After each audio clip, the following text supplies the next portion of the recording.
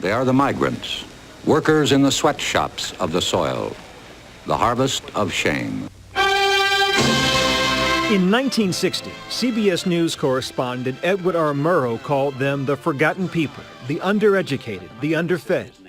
With raw and striking images, Murrow's documentary exposed the poverty and deplorable working conditions endured by America's 2 to 3 million migrant farm workers. Only on name they are not slaves, but in the way they are treated, they are worse than slaves. Men, women, and children who harvested crops for the best-fed nation on earth earned barely enough to feed themselves. What is an average dinner for the family?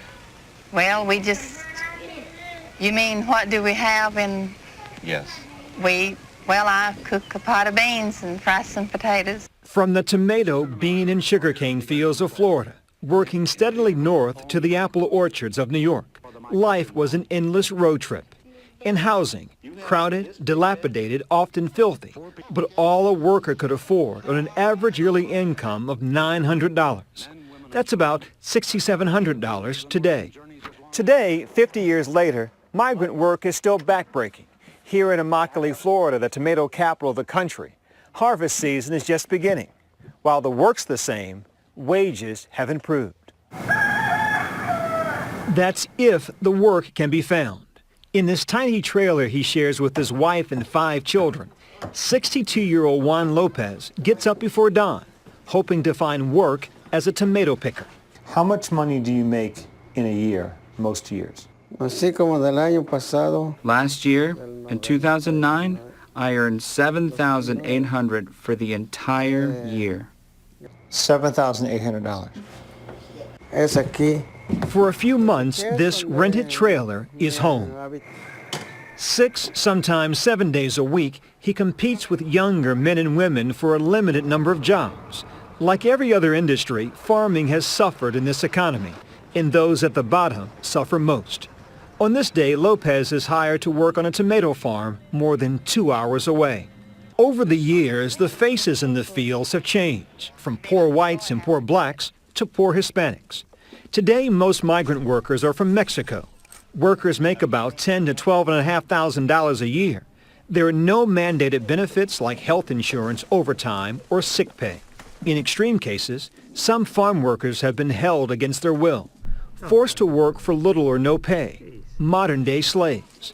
Women routinely endure sexual harassment. Since 1997, 7 slavery operations have been prosecuted in Florida. More than 1,000 workers have been freed. Most migrants are hard-working people like Claudia Vasquez, a mother of 4. This year's Vasquez has already picked Michigan blueberries, Georgia tomatoes, and now it's Florida grape tomatoes. On top of her $7.25 an hour minimum wage, she'll earn 60 cents for each 32-pound bucket she fills. Not a lot of money, just about enough to eat. But we don't have any money to save. But soon that may change.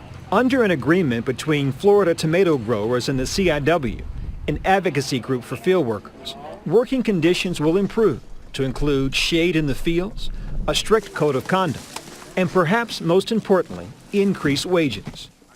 9 national food giants, including Whole Foods and McDonald's, have agreed to pay an additional penny for each pound of tomatoes picked.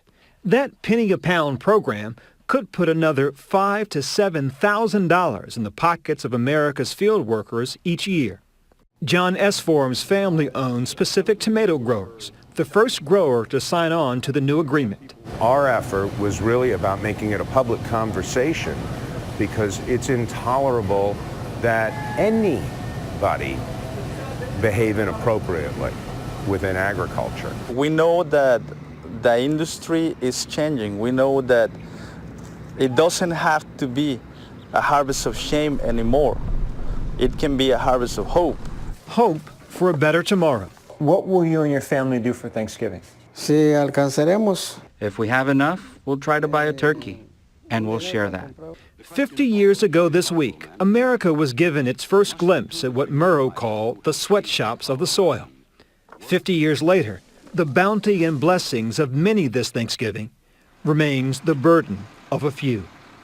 Byron Pitts, CBS News, Immokalee, Florida.